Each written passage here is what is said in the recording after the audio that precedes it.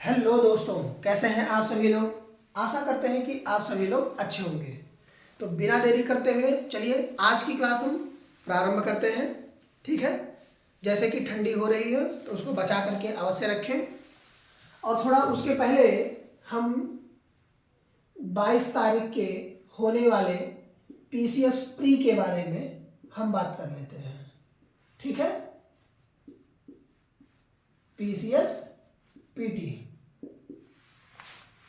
PT. ठीक है, इसमें करंट जो है, करंट आप लोग मिनिमम कम से कम औसतन 25 से 30 क्वेश्चन समथिंग आप लोग मान के चलिएगा कि आना ही आना है।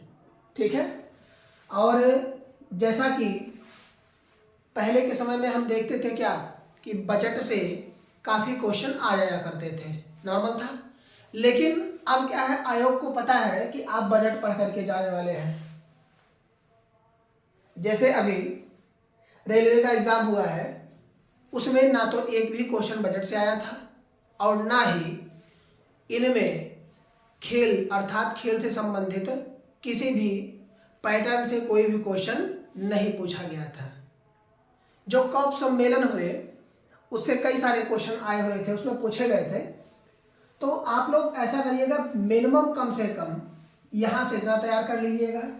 और यूपी स्पेशल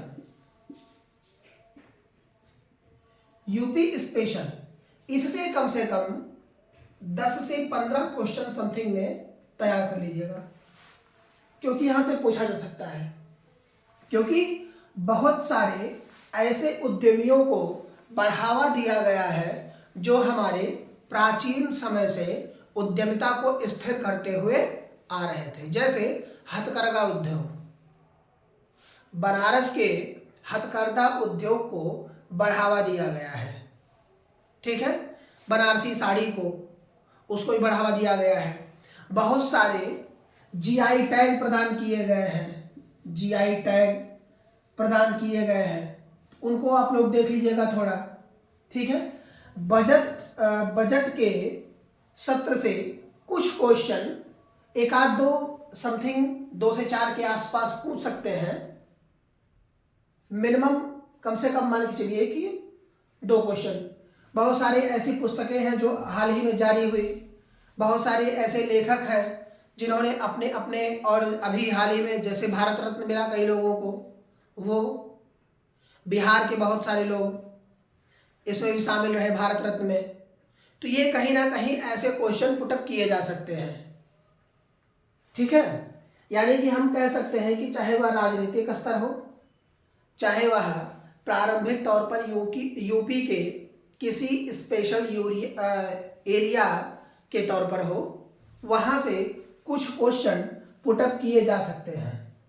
तो मिनिमम ध्यान में रखिएगा कि कम से कम आप लोग समथिंग 100 से 120 के आसपास क्वेश्चन आप लोग जरूर अटेंड करिएगा, जिससे पूर्णतः निकलने की संभावना हो सकती है। मान लिया 10-5 क्वेश्चन गलत भी हो गए तो उससे कोई दिक्कत नहीं पड़ने वाली है। और सी सेट जितना होता है, यानी कि 100 क्वेश्चन, ये पूरे 100 आपको नहीं करने हैं। सी सेट में कभी भी 100 आपको नहीं करने हैं। ठीक है, सी सेट में आपको कभी भी 100 नहीं करने हैं। आप देखिए, जैसे मान लीजिए इसमें कुल टोटल कितने क्वेश्चन होते हैं, 100। इनमें से रीजनिंग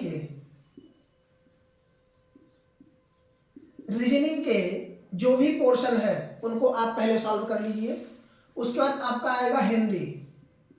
ठीक है, हिंदी को आप सॉल्व कर लीजिए।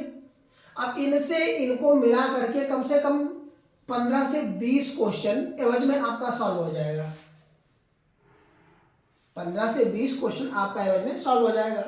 उसके बाद आप ऐसे ग्राफ को उठा लीजिए। यहां से मिनिमम कम से कम 10 क्वेश्चन आ जाते हैं ग्राफ से। मिनिमम 2 ग्राफ दे देगा, 10 क्वेश्चन आराम से हो जाता है। ये आपके कितने मेंटेन कर दिए, 30 क्वेश्चन। 30 क्वेश्चन मेंटेन हो गए।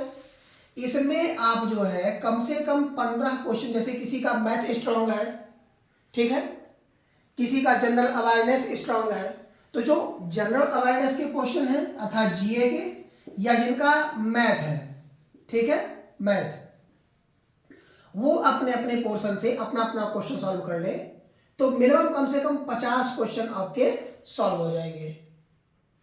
मिनिमम कम से कम कितना, 50, क्योंकि इसमें हमको सी सेट में कितना नंबर लाना होता है, मात्र 33% अर्थात 33% ओनली पासिंग मार्क, जिसका वैल्यूएशन हमारे मेंस से कोई भी रिलेशन नहीं होता। यानी कि जो प्रारंभिक हमारे टेस्ट होते हैं, चाहे हम जीएस फर्स्ट की बात करें या जीएस सेकंड की बात करें, वो खाली हमारे लेवल को ये दर्शाता है कि हम आगे निकल गए हैं।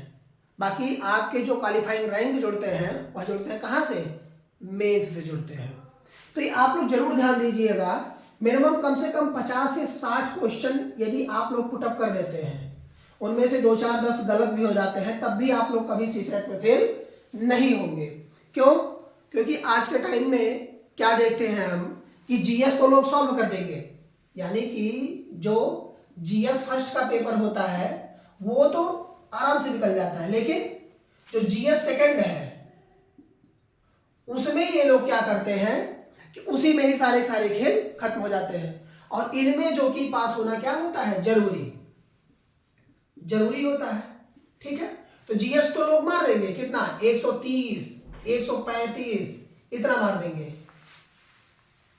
लेकिन इसमें बहुत ज्यादा सही होता है कितना, 40 क्वेश्चन सही हो गया, 30 क्वेश्चन सही हो गया, किसी का इतना भी नहीं होता। क्यों? क्योंकि ये कोई पोर्शन आप लोगों ने पहले ही स्ट्रांग कर रखा है। कौन सा, जीएस फर्स्ट। अरे भाई शुरू से लेकर के हम लोग क्या पढ़ते हैं, geography, economy, polity, civics, ethics, science, ठीक है, साइंस के भी जितने पोर्शन है और जीए पेपर, ये सारा सब कुछ पढ़ते हैं। कहाँ से आता है, सब वही जीएस फर्स्ट का ही है। लेकिन हम लोग कहाँ ध्यान नहीं देते हैं, सी सेट पर, यानी कि जीएस सेकंड पेपर पर। तो आप लोग ये मान के चलिए कि इतना अगर आप लोग कर देते हैं, यानी कि मिनिमम कितना, 50 से 60 क्वेश्चन, तो आपका 33% मार्क्स आराम से बन जाएगा और आप आराम से पीसीएस पे क्वालिफाई कर जाएंगे, ठीक है। इतना आप जरूर ध्यान दीजिएगा, क्योंकि देखिए जो 2023 का कट ऑफ था, 2023 का कट ऑफ, ठीक है, वहां कितना गया था, 127 नंबर, 127 पॉइंट समथिंग में था, तो उसका कोई उतना वो नहीं है। मिनिमम मान के चलिए कि अगर 130 नंबर आप लोग अचीव कर जाते हैं, मिनिमम 130, तो आपको 100% क्या करना है, क्वालिफाई कर जाना है पीसीएस। समझ में आया आप लोगों को? तो ये जरूर ध्यान दीजिए। और बहुत लोगों को मैंने देखा है कि वो जब पेपर देने के लिए जाते हैं तो उनके मन में हेजिटेशन बहुत सारे होते हैं कि होगा नहीं होगा। एक मैं आप लोगों को कहानी बताता हूं जो कि सच्ची घटना ही है, कि एक व्यक्ति था, वह कई लोगों के संपर्क में रहा, ठीक है, वह भी यूपीएससी की तैयारी प्रारंभ किया, लेकिन जिन लोगों के बीच वह रहा, लगभग 5 से 6 लोगों के आसपास थे वो लोग, लेकिन वो सब कैसे थे, निगेटिव पॉइंट वाले, अर्थात उनका जो सेंस ऑफ ह्यूमर था वो निगेटिव की तरफ जाता था। कैसे, आजकल क्या देखते हैं हम लोग, क्या देखते हैं नॉर्मली क्या है कि कितने पोस्ट निकलते हैं, बहुत ज़्यादा 125, 130, या हम कह सकते हैं 150 ऐसे, या पीसीएस के में आ जाते हैं तो 250, उससे ओवर, इतना ही, उससे ज़्यादा नहीं। तो इतना पोस्ट निकला। अब वो कहते हैं क्या, अगले से उन्होंने बोला इतने में कैसे हो जाएगा, अरे 125 पोस्ट है, 5 लाख के समथिंग में फार्म पड़े हैं, 5 लाख क्या 1 करोड़ पड़ गए होंगे, तब भी कोई दिक्कत नहीं, रेशियो निकालो, एक फार्म पे मिनिमम कम से कम 70 से 80 हजार बच्चे। तो क्या तुम्हें इस पूरे सीट से मतलब है कि सिर्फ इनमें से एक से मतलब है? पूरे से नहीं, आपको किससे मतलब है, सिर्फ और सिर्फ एक से। तो उस व्यक्ति ने क्या किया कि वो जो नेगेटिव वाले थे उनके साथ को उसने छोड़ दिया और वह दूसरों के साथ, अर्थात जिनका बेसिस अर्थात हम कहें कि humour, sense of humour positive की तरफ ज़्यादा भागता था, उसमें चले गए। ठीक है।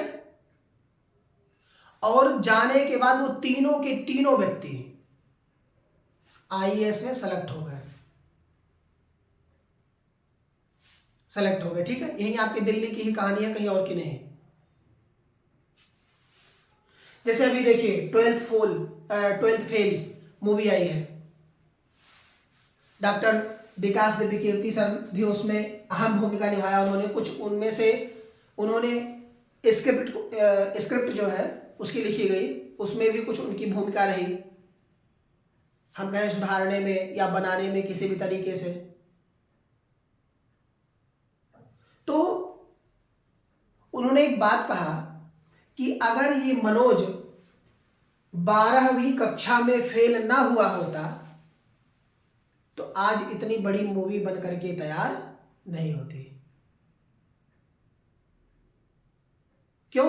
क्योंकि उसी पे ही आधारित है। जिन लोगों ने देखा होगा उनको पता होगा कि आटे के चक्की के बीच में काम करता है, उसके बाद वहां पढ़ता है, फिर पहला अटेम्प्ट, दूसरा अटेम्प्ट, तीसरा अटेम्प्ट नहीं हो पाता, उसका लास्ट अटेम्प्ट आ जाता है ऐसे। तो जब उससे इंटरव्यू में पूछा गया कि अगर मान लिया इसमें भी नहीं होगा तो क्या करोगे, तो उसने सिंपल सा एक जवाब दिया कि हार नहीं मानूंगा, रार नहीं ठानूंगा, फिर again and again, next time better luck of also. यानी कि हम कह सकते हैं कि जो व्यक्ति यह मान करके बैठ जाए, अब जैसे आप अपने जीवन में संघर्ष नहीं करना चाहते, सोचते हैं भगवान के भरोसे बैठेंगे तो क्या होगा, हमको नौकरी मिल जाएगी। तो आप विचार करिए कि आपके सामने भोजन की थाल परोस करके रखी हो और आप भगवान से कहिए कि भगवान अभी आएंगे और मुंह में उठा करके डालेंगे तब हम खाएंगे। ये कहीं ना कहीं व्यक्ति की एक सोच होती है कि भगवान तो भगवान के भरोसे हैं। भगवान ने भी कहा है कि कर्म करो, फल की चिंता भले मत करो, उससे मतलब नहीं होता। तो ये हमेशा अपने मन में विचार रखें कि हमें क्या लड़ करके ही पाना है, क्योंकि कंपटीशन बहुत बढ़ गया है, इतना बढ़ गया है कि पूछे भी मत। छोटे छोटे बच्चे आज ही से तैयारी करना चालू कर दिए हैं, गांव से फार्म डाल दिए, क्या 9th पढ़ रहा है, 10th पढ़ रहा है, 7th पढ़ रहे हैं या 12th हो रहा है, जाकर के दिल्ली अपना बैठ करके तैयारी कर रहे हैं, या होम से ही ऑनलाइन ले लिए हैं क्लास, उससे तैयारी कर रहे हैं। तो कहीं ना कहीं आने वाले समय में क्या होंगे, बेटर सिचुएशन में खड़े होंगे आकर के हमारे सामने। तो पहली बात तो मन में किसी भी प्रकार का कोई निगेटिव पॉइंट आप लोग मत रखिएगा और पेपर इत्मीनान से अर्थात शांति से पेपर दीजिएगा। ठीक है। एंड बेस्ट ऑफ लक आप सभी को कि आप सभी का यह एग्जाम बेटर देन क्वालिफाई हो। ठीक है। Thank you.